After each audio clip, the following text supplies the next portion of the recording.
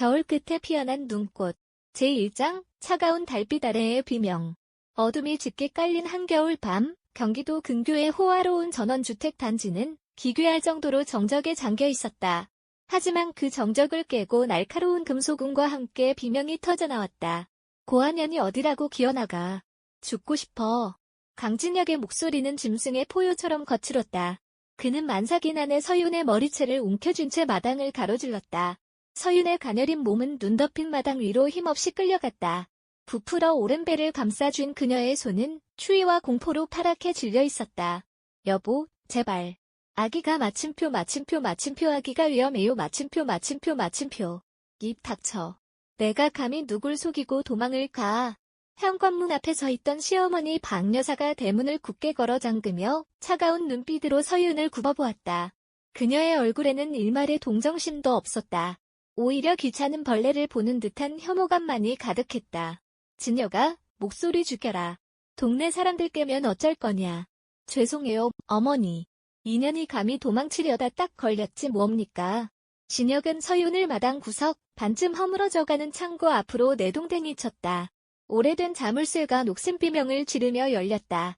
창고 안에서는 곰팡이 냄새와 냉기가 쏟아져 나왔다. 진혁은 거칠게 서윤을 그 어둠 속으로 밀어넣었다. 악! 서윤이 차가운 시멘트 바닥 위로 엎어졌다. 둔탁한 소리와 함께 창고 문이 닫히고 찰칵하는 소름 끼치는 소리와 함께 자물쇠가 채워졌다. 어머니, 이제 다 됐습니다. 내일 아침이면 상황이 정리되겠죠. 그래, 고생했다. 들어가자. 추운데 감기 들라. 모자는 아무 일도 없었다는 듯 따뜻한 온기가 흐르는 집 안으로 사라졌다. 곧 거실에는 평화로운 TV 소리가 흘러나왔고 창고 안의 서윤은 어둠과 정적 속에 남겨졌다. 그 광경을 담장 너머에서 숨죽여 지켜보던 두 개의 시선이 있었다. 인근 판자촌에서 폐지를 줍던 12살 쌍둥이 한결과 한율이었다. 형, 저 아줌마 죽을지도 몰라. 어떻게 해? 한율의 목소리가 미세하게 떨렸다. 한결은 대답 대신 리어카 한 구석에 숨겨둔 낡은 노트북을 꺼냈다. 화면은 금익하고 키보드 몇 개는 빠져 있었지만 한결의 손에서는 그 어떤 최신 기기보다 날카로운 무기가 되었다. 조용히 해. 이제부터 내가 저 집을 털 거니까. 한결의 눈빛은 이미 12살 소년의 그것이 아니었다. 그의 손가락이 키보드 위를 신들린 듯 움직이기 시작했다. 제2장, 낡은 노트북의 진실. 한결은 며칠 전 폐기물 집화장에서 주운 공유기를 개조해 휴대용 해킹 툴을 만들었다. 그는 집안의 와이파이 신호를 가로채 인터폰 보안망으로 침투했다.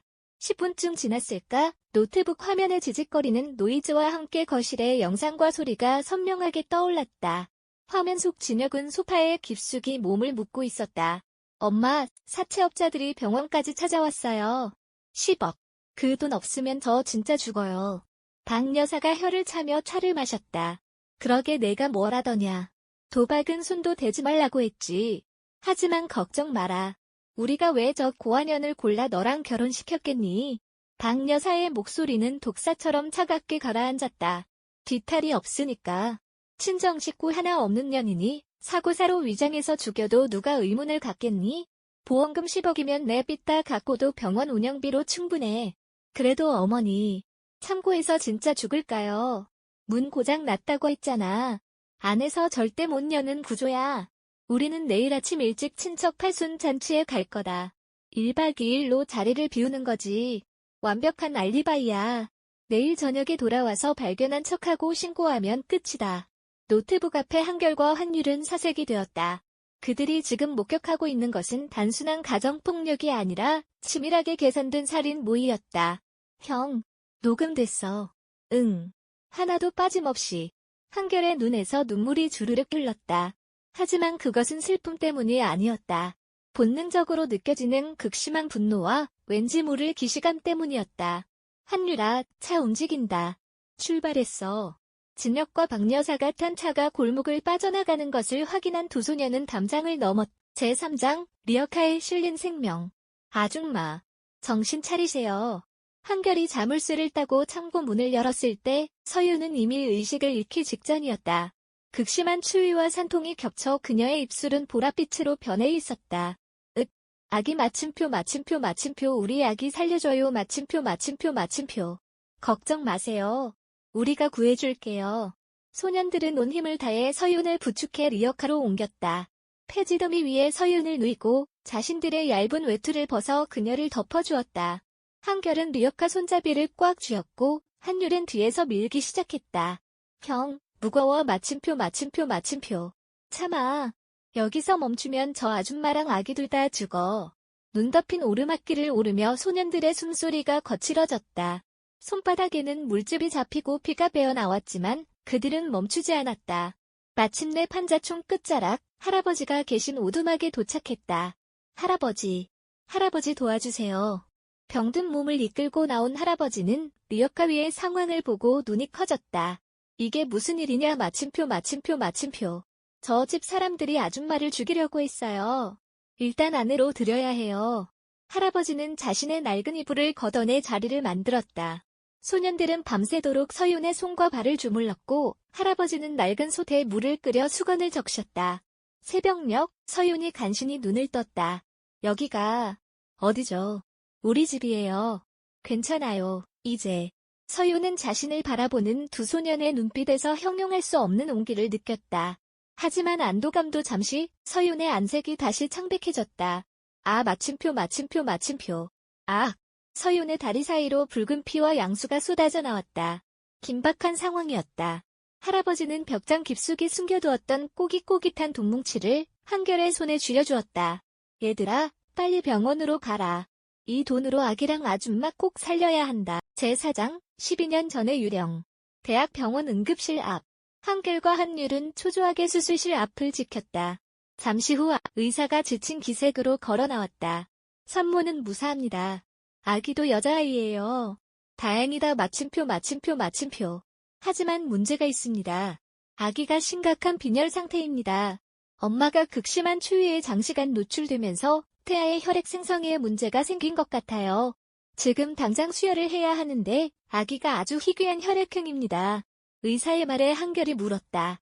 어떤 혈액형인데요? 제 피는 안 될까요? 의사는 고개를 저었다. 가족이 아니면 어렵습니다. 게다가 이 혈액형은 유전적인 요인이 커서 마침표.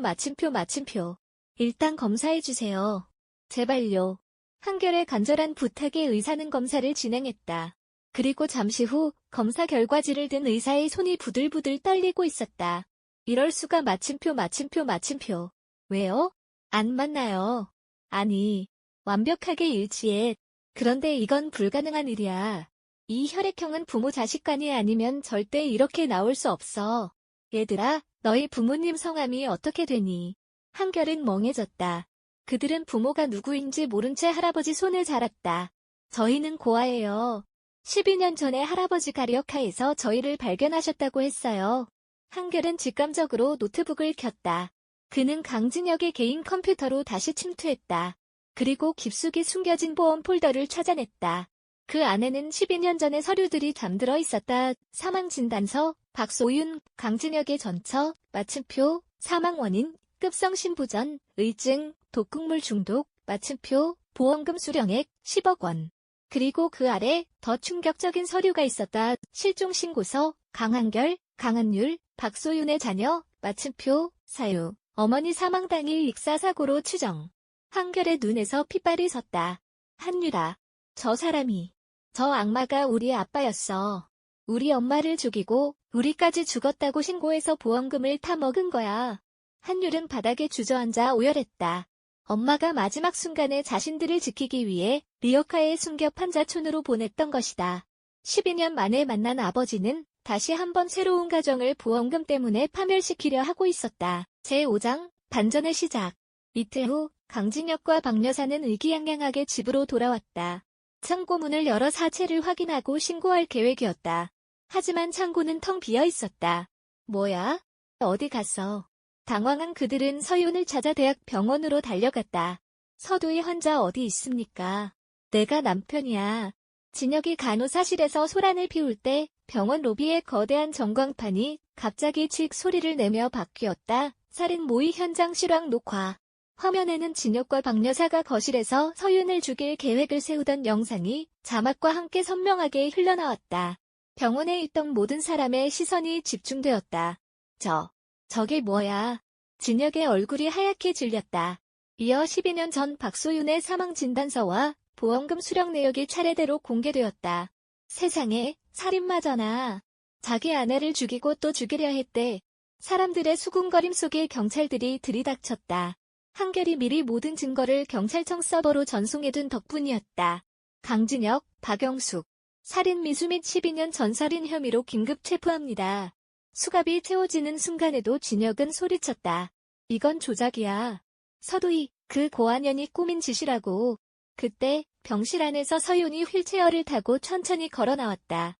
그녀의 뒤에는 정장을 입은 변호사 군단이 서 있었다. 고안현. 서윤의 목소리는 얼음처럼 차가웠다. 강진혁, 착각하지 마. 내가 고아인 건 맞지만 돈이 없다고 한 적은 없어. 변호사가 서류를 내밀었다. 서도희 씨는 국내 최대 규모의 개인 투자자이시며 강진혁 씨가 운영하던 병원의 건물주이자 당신이 진 사채의 빚 10억의 실소유주입니다.